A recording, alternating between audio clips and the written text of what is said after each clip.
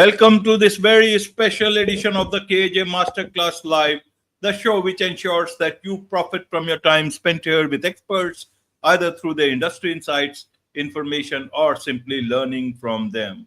And today we have with us Queen Michele. She's an author, blogger, creator, and founder of Fulla History and Genealogy Society in US, a non-profit organization, creator of 52 Insights for Gen Alpha, a conscious curriculum. And this curriculum is specifically designed for 7th to ninth grade students and focuses on self-awareness through activities that foster mindfulness, self-management, relationship skills, social awareness, and conscious decision making.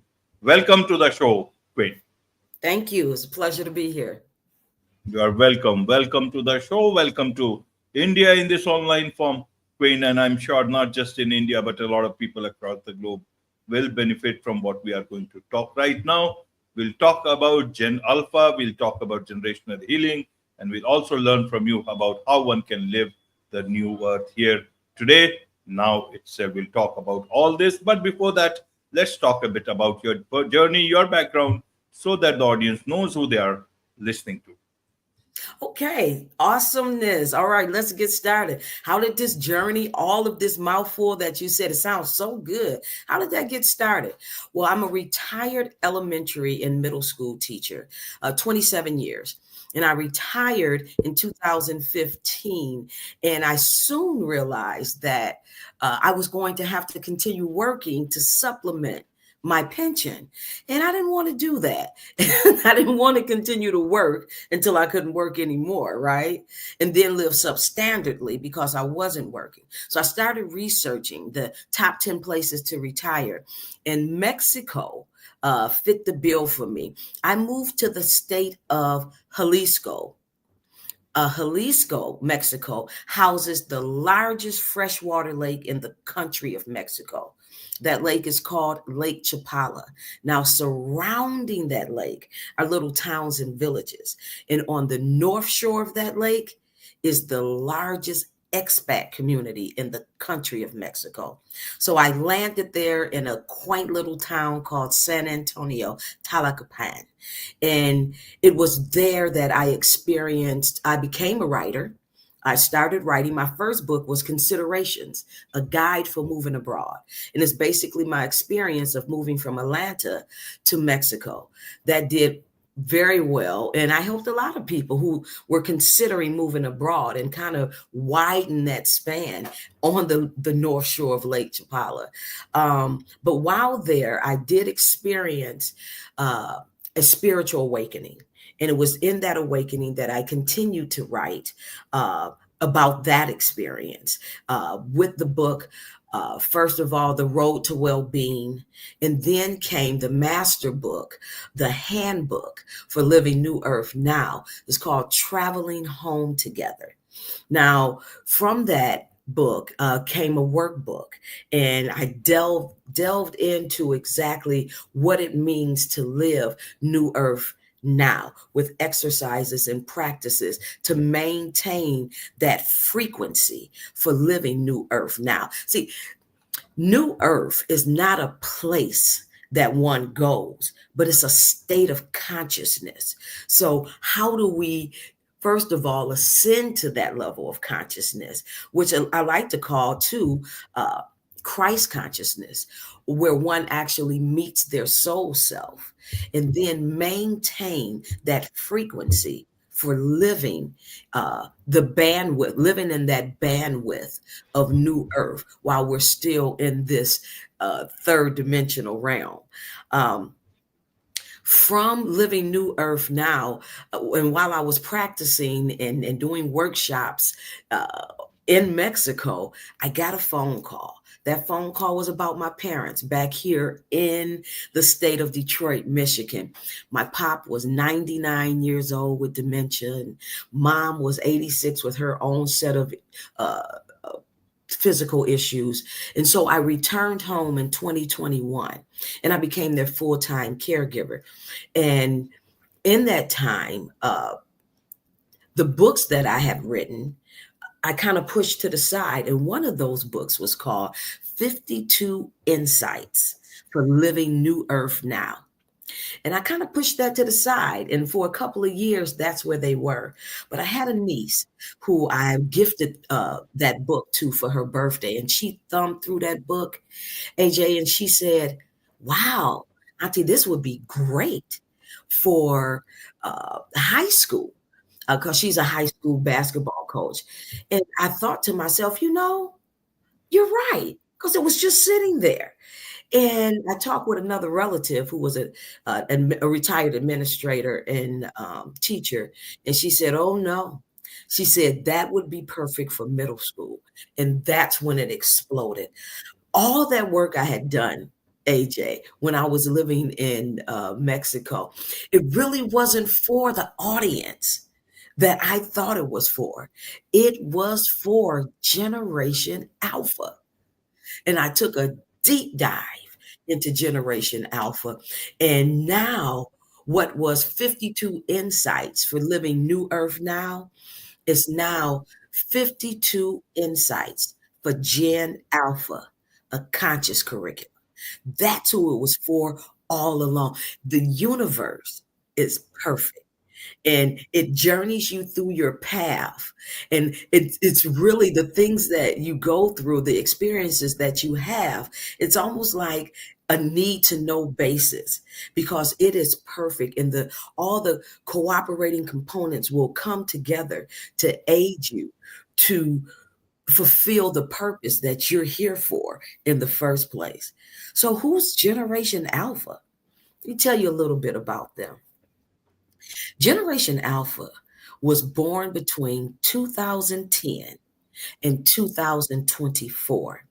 They are the children of the millennials and some of the X's who got into it later. They are the first generation to be born fully in the 21st century. They are the most materially endowed generation ever. The oldest of that generation turned 13 last year. They are the most socially, uh, uh, uh, mm, globally connected generation ever. Now, uh, what's going on with them and why this curriculum was designed for them is because although they will be the largest generation in the history of the world, and get this, AJ, they are responsible, and they will lead the conscious evolution of humanity. They are and check out their tag, their Generation Alpha. And the word alpha says pretty much what they're about. They will consciously lead. Now, since they are the first generation to be born fully in the 21st century, that meant that tablet and that phone went into the hand in infancy. They were swiping and clicking as toddlers. They are that generation who has been taught completely, pretty much externally. Now, what we've dropped the ball on and other generations, because remember, when we were in school, we had home economics, right? We had shop, we had auto mechanics, those things that geared us toward the life that we would be living outward. However, with this particular generation, there's nothing that we have put in place to help them balance and give them the tools that's necessary for them to navigate the world in which they'll be going and they'll be leading. We won't go there for the most part, but they will. They will. And we could at least, and we are responsible for at least giving them the tools to help them navigate the social intelligence that will be necessary for that conscious evolution. So understanding that and gearing that curriculum toward the social awareness that they'll need, the relationship skills, because those are things that are missing, based on how they are being taught externally. Not our fault. Hey, but because we're so busy keeping up with the ever changing technology, because understand this, Generation Alpha are in spaces and in platforms free from parental influence. They are in spaces and platforms that their parents don't even understand. However, what we do have and what we can give them, again, are those tools that's necessary to navigate that world. So why not have a class? Why not have a curriculum that teaches the consciousness and the mindfulness that's necessary for the conscious evolution that they will lead? So I'm very excited about. I piloted that program in 2 middle schools this past school years. And I guess the big question is, how was that received, Queen? Well, it's one of those curriculums that, to be honest, that the world's really not ready for, because here I am giving this curriculum to teachers. I know that it's impactful. I know that it's helpful. I know that it's needed, but I need teachers to teach it. But here's the thing. You have to be, if you're unconscious, you have to be conscious in order to teach consciousness. You understand? You have to go on that journey yourself in order to lead them on that journey. And teachers, are they conscious in that classroom that's overcrowded with students who are not eating properly because of all of the junk that they're eating? They haven't been in school for 2 years due to the pandemic, and they are socially unaware, relationship skills are not. I witnessed teachers putting out fires all day long. That's all they did. Forget teaching. Let me put out all of these fires. And here I come with this conscious curriculum and I'm talking about breathing, and I'm talking about meditation. When teachers don't breathe, when teachers don't meditate, how could they teach it? I understand that, and I understand the audience that is needed for this curriculum. And this is what I mean when I say the universe is perfect. I know all of this work hadn't been done just to sit to the side, like the book did for 2 years. The universe wanted me and charged me as a light worker and a way shower and a frequency code holder, and a ambassador or representative of New Earth to do the work. And it's up, and I know that the universe will put in its hand those who are ready for this conscious curriculum. I'm not concerned, although the oldest of that generation turned 13 last year. And I know that this curriculum will be taken up and then modified for the younger ones, because let's start as early as kindergarten. Let's start when they enter school, just a class to help balance the external stimuli that they are introduced to practically at infancy. While I was here, that curriculum was created, and I also took a trip to Guinea-Bissau, West Africa. My parents, they both passed in 2022, within 10 months of each other. And in 2023, early 2023, and this had been planned, I took a trip to Guinea-Bissau, West Africa. And those Guinea-Bissau, I've always wanted to go to Africa. And people will say, Guinea-Bissau, why Guinea-Bissau? Why not Kenya? Why not Nigeria? Why not Ghana? All of those countries that's, more relevant to the Western. They know those countries. But I went to Guinea-Bissau because of this. I wanted my trip to be intentional. And here's why. You're familiar, AJ, with with ancestry.com, right? The ancestry.com. Yeah, You take that DNA test. right.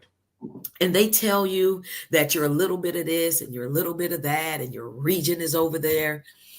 Well, 20 years ago, a group of Black scientists got together and they created the largest database of Black blood in the world. It's called AfricanAncestry.com. Now, you take that DNA test, not only will it tell you what country out of the 54 sovereign countries on the continent of Africa, not only what country that your bloodline originated in, it'll also tell you your tribe. So I took that DNA test and I discovered that on my maternal side, you can take either maternal or paternal, but on my maternal side, I discovered that I am Fula from Guinea-Bissau, West Africa. My tribe is Fula. So having discovered that, I was more intentional with my trip to Africa, and I went to Guinea-Bissau. Now, there are several countries in Guinea-Bissau, and several countries in Africa, who are participating in something called repatriation. So if you take a DNA test and it proves your bloodline is from that country, then you can apply for citizenship. See, I did a deep dive into Guinea-Bissau after I discovered where I'm from, and I discovered Repat Guinea-Bissau or Repat Bissau. And that group is where I landed in and with, and they, during my trip there, arranged for me to step foot in my ancestral village, And I was the third person to ever step foot back into my ancestral village. Now, understand how purposeful and generational that is. It's because I am Fula from Guinea-Bissau, that meant on my maternal side, that meant that my mother's mother, dating anywhere back from 200 to 250 years, AJ, she survived the passage. She didn't die on the ship. She didn't jump off the ship. She wasn't murdered on the ship. She survived the passage. Now, when she got here, she got mixed with a whole lot of other DNA due to breeding and rape, of course. But the original bloodline is that of Fula from Guinea-Bissau, West Africa. So when I went back, when I stepped foot in that village, I took back all of the generations that were made from that ancestor who survived the passage. And it was an experience like none other, spiritual, emotional, mental experience. And people who take that DNA test from African ancestry, they'll find that they will land somewhere on that western coast of West Africa because that's where the Atlantic slave trade took place. Now, millions of slaves were taken from that western coast, and the only difference between Haitians and Brazilians and Jamaicans and Cambodia, all of those islands, the only difference between African Americans and those races is where the boat landed. You understand? It's where the boat landed. That's the only difference. Okay, so that was a huge experience for me in from that. And I also, while after visiting Guinea-Bissau, West Africa, I also took a trip to Egypt, and I spent a couple of weeks there. But on my website, when I returned back here to the States, on my website, I created a nonprofit organization called Fula History and Genealogy Society in America. And one of its first tenets of that nonprofit is just a way to raise awareness about generational trauma. Just raise awareness. It's just a presentation, because how many just do not know that DNA trauma is transferred through DNA, and that people are unaware that they are suffering, from trauma, generational trauma that they're unaware of. They're just unaware. So one of the tenets of the nonprofit is just to raise awareness about generational trauma. Because get this, AJ, if trauma can be passed down through DNA, so can healing. You understand? Unaware healing can be passed down, passed up. If trauma can be passed down, generational trauma can be passed down, generational healing can be passed up.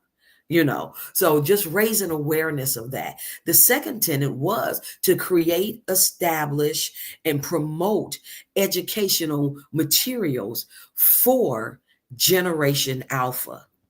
And then, of course, the other tenet is to bring those of Fula descent into the watering hole and connect them to in anyone. They don't even have to be Fula. But of course, my eye is on those Fula descendants, as I am Fula, but to connect them with their villages and their people and their tribe from Africa. Africa is the continent of Africa, is the cradle of civilization. That this is known and researched, and so it's important that that's part of the healing. The actual healing process is the knowing. Is just the knowing. And I believe every family needs that one individual who is bound to begin gauging or connecting the disconnect that was created due to the Atlantic slave trade. And all of that came about through my spiritual awakening and living New Earth now. That's my purpose. I'm here to water plants. I'm here to plant seeds and water plants for New Earth living. Absolutely, absolutely, Queen. So, what is it the role of generation Alpha here? Why are we putting so much of responsibilities there? And what is this conscious evolution? What does it? What do you mean by that? What is that? How should a common person understand what will they become when they talk of conscious evolution? Why only them? Why not for future generations? Why not for the present generation? Excellent question. Okay, so the book that I wrote, Traveling Home Together, this is the New Earth, what I would call a New Earth handbook. And this will resonate. This book will resonate with those who are awakening, newly awakened, or who are awakened. And see, that is, there are those who are newly awakened. And that's where the resonance and the understanding of, and when you say awaken, what do you mean by awaken? I mean simply remembering who you really are. You see, understand that we were from birth conditioned and programmed into a system, and we forgot who we were. If you got a minute, AJ, I can put it together, and this is coming directly from Traveling Home Together. It's just a quick paragraph that may help put this in understanding. Yes. There was one voice within when you were first born into this world. It had your undivided attention as you grew into your humanness A new voice was introduced through your senses. What you saw, heard, tasted, felt, smelled, drew you more and more into the physical world, and you lost touch with that non-physical connection that your flesh now clothed.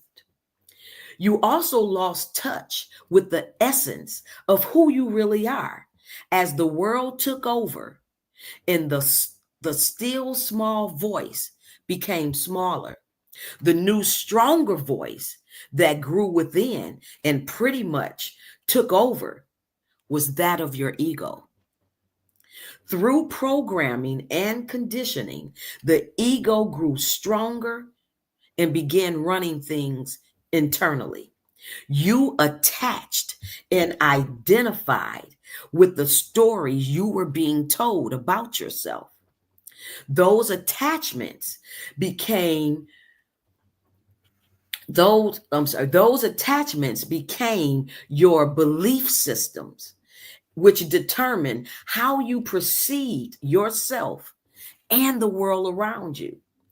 Those perceptions have become the realities which you have lived for many years. The true essence of who you are is just as present within as ego. However, it can remain unheard. It is unheard by those who are still asleep, who are still unconscious, and Absolutely. must awake. Absolutely, Queen. So I want to understand, if people were to understand about the new earth, how can they reach to that new earth? Any tips for people? Anything in a nutshell that they can try to be new To earth reach new while earth, being on earth? absolutely. And thank you for asking that question. Yes, absolutely. How do I get to new earth? AJ, the key is simply, and it's really simple, meditation. It's meditation, AJ.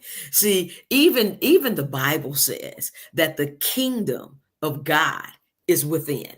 Okay.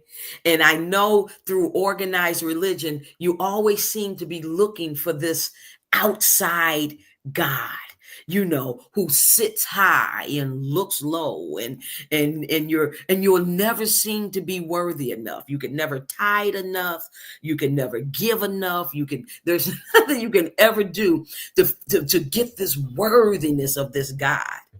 But what one must do if they want to get to start on the road to new earth, it starts with meditation. And I know it's difficult. One just can't begin meditating. So my suggestion is to start with a guided meditation. You have to be guided within, because there's so many distractions that'll keep you from going within. Your soul self is waiting for you. Your soul self is that voice that has always been, it's waiting for you. Any and everything you ever wanted to know about who you are and why you're here, it's within. It is within, and they're waiting for you. So start with a guided meditation. I know it's difficult, and there's so many good ones out here. They're on YouTube. How I started meditating was through a guided meditation. I started with Oprah and Deepak did this 21-day guided meditation. Once I did that 21-day guided meditation, I never stopped. Because my soul self was calling me within. And once you have to, of course, be guided in. But once you're guided and you know how to go within yourself, AJ, that's when the teaching begins. And what they're going to find within, they're going to find love. They're going to find support.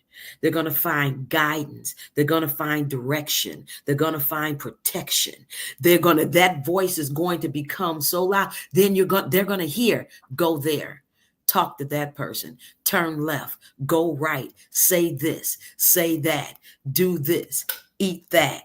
It will be that's new earth. You'll be taught how we are energy, and you'll be taught how you're connected to the universe and aligned with the universe, and you will be taught how to ebb and flow with the universe. You'll be taught your purpose. It's all within, and it starts with meditation.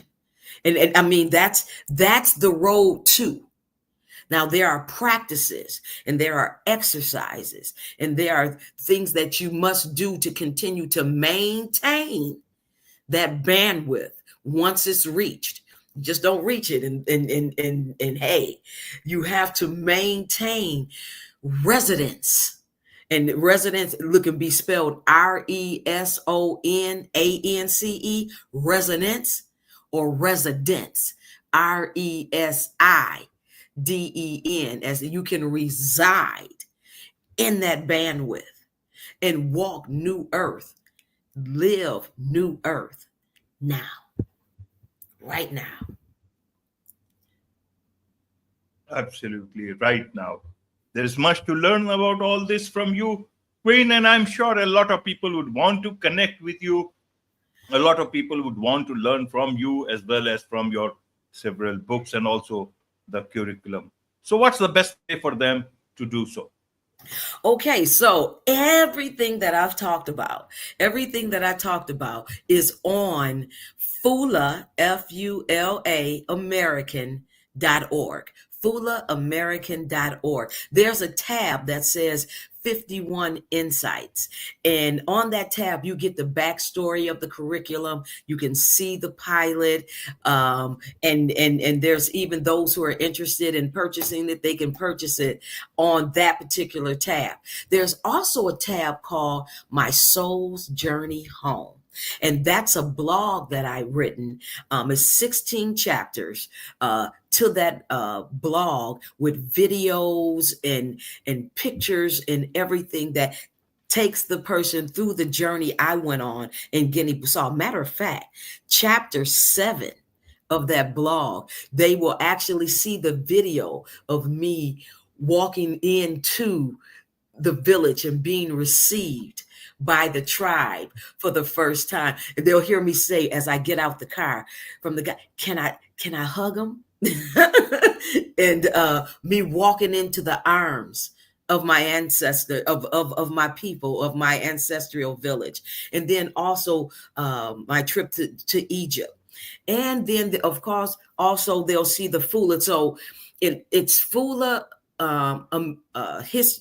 the website is FulaAmerican.org. And on there also is a publications. It's a store.